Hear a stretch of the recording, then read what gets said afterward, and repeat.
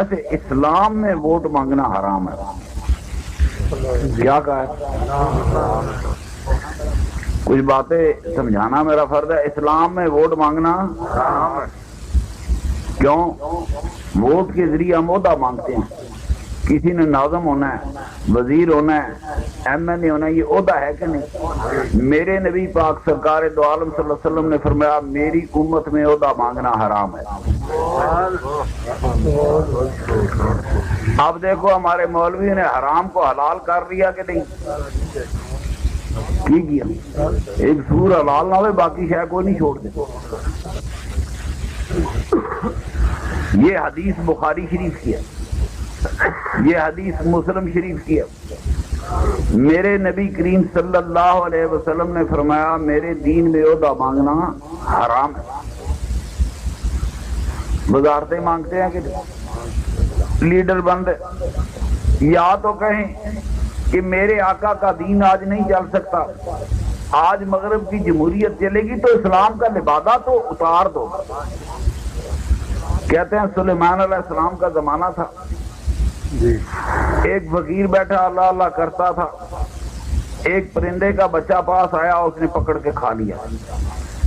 پرندے نے جا کے سلیمان علیہ سے شکایت کی کہ آپ کا درویش میرا بچہ کھا گیا.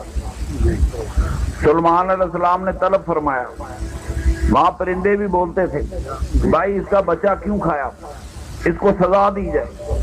پرندہ بولا حضور اس کو سزا دینے سے میرا بچہ تو واپس نہیں آئے گا، اس کو سزا نہ دو، اس کا یہ لباس اتار لو. دنیا اس کے لباس پہ دھوکہ کھاتی ہے، میرا کل ان کے لباسوں پہ دھوکے نہ کھائے.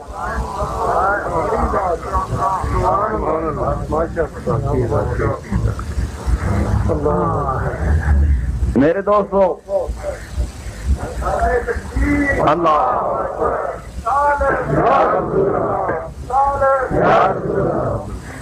سبحان اللہ. نبی کریم صلی اللہ علیہ وسلم کے زمانے میں جب سارا عرب مشرف و اسلام ہو گیا، عرب دنیا میں اسلام پھیل گیا، مسلمانوں کی حکومت قائم ہو گئی، تو میں نے نبی کریم کے گھرانے کے افراد بنو ہاشم کے افراد، بنو ہاشم کے نوجوان بچے جو میرے سرکار کے رشتہ دار تھے میرے آقا کے پاس آئے اور آ کر کرنے لگے یا رسول اللہ صلی اللہ علیہ وسلم اب اپنی حکومت قائم ہو گئی ہے، ہم آپ کے قریبی ہیں، آپ کے خاندان والے ہیں، نوجوان ہیں، ہم بھی کام کرنا چاہتے ہیں، آپ ہمیں کوئی عہدے دیں.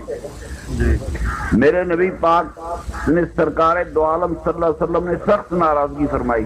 فرمایا خبردار مانگنے والوں کو عہدے نہیں دیے جاتے، میرے دین میں جو عہدہ مانگے گا اس کو عہدہ دینا باطل ہے. معلوم ہوا کہ میرے دین میں عہدہ مانگنا حرام ہے. اب دیکھیے اس کی مثال دیتا ہوں. امیر المومنین حضرت عمر فاروق نے 6 آدمیوں کا بورڈ بنا دیا کہ ان سے خلیفہ چن لو. جب عمر فاروق زخمی ہو گئے تو 6 کا بورڈ بنا دیا.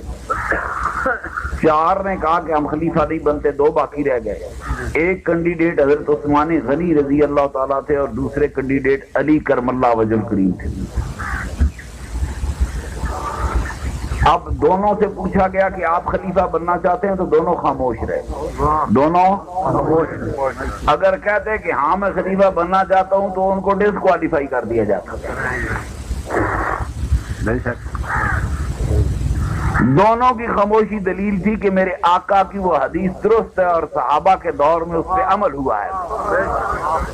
جس حدیث پر عثمان غنی عمل کرے، جس حدیث پر علی مشکل کشا عمل کرے، اس حدیث کو غلط کون کہہ سکتا ہے؟ میری بات سنو. آج دونوں خاموش رہے.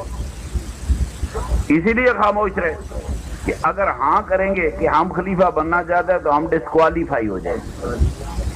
میرے آقا نے عہدہ مانگنا حرام قرار دیا.